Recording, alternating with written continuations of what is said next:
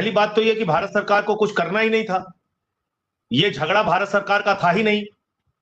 इस झगड़े में तो तू कौन मैं खामखा, इनका कोई मतलब नहीं था। जाके खामखा इस गले पड़ गए इजराइल के, जाके फर्जी मेडल पहन के वापस आ गए और 2 दिन के बाद युद्ध हो गया। उस युद्ध में 160 स्कूली बच्चियां मारी जाती हैं, प्रधानमंत्री खामोश। ईरान के सुप्रीम लीडर मारे जाते हैं, प्रधानमंत्री खामोश। ईरानी नौसेना का जहाज जो हमारा मेहमान था, वापस जाते हुए अमेरिका उसको उड़ा देता है। 100 से ज्यादा नौसैनिक मारे जाते हैं ईरान के, प्रधानमंत्री खामोश। तो प्रधानमंत्री पता नहीं किस गुफा में छुपे हुए हैं और उन्होंने जानबूझ के ईरान से अपने रिश्ते खराब कर लिए। अब आप कह रहे हैं कि भारत सरकार करे क्या? जब आपके रिश्ते अच्छे थे, आप अपने रिश्ते ईरान से अच्छे बना के रखते।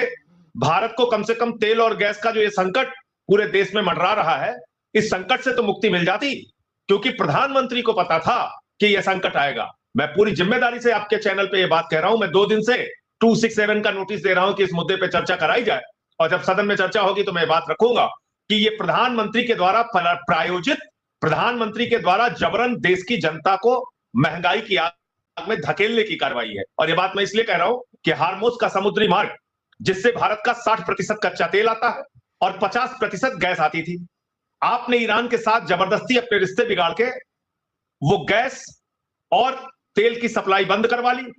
आज रूस और चीन के जहाज उस रास्ते से पार हो रहे हैं, हमारे जहाज पार नहीं हो रहे हैं और जगह जगह लाइनें लगी हुई हैं।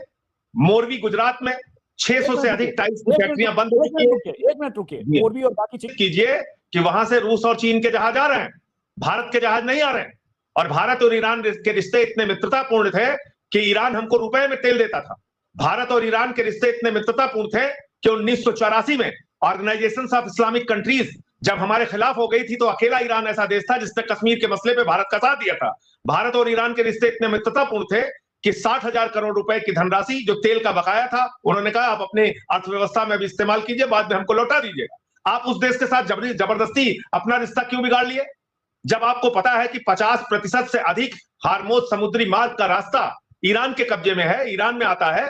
तो आपने उसी देश से अपना रिश्ता बिगाड़ लिया जहां से कच्चे तेल आपके आते हैं 60%, जहां से 50% गैस आपकी आती है। तो इसलिए मैं कह रहा हूं कि प्रधानमंत्री नरेंद्र मोदी ने जानबूझकर देश को महंगाई की आग में धकेला। मैं 2 बार बोल रहा हूं, आप अगर 10 बार मुझसे कहेंगे तो मैं पूरे तर्कों के साथ और तथ्यों के साथ यह समझा सकता हूं कि जानबूझकर कैसे महंगाई की आग में धकेला।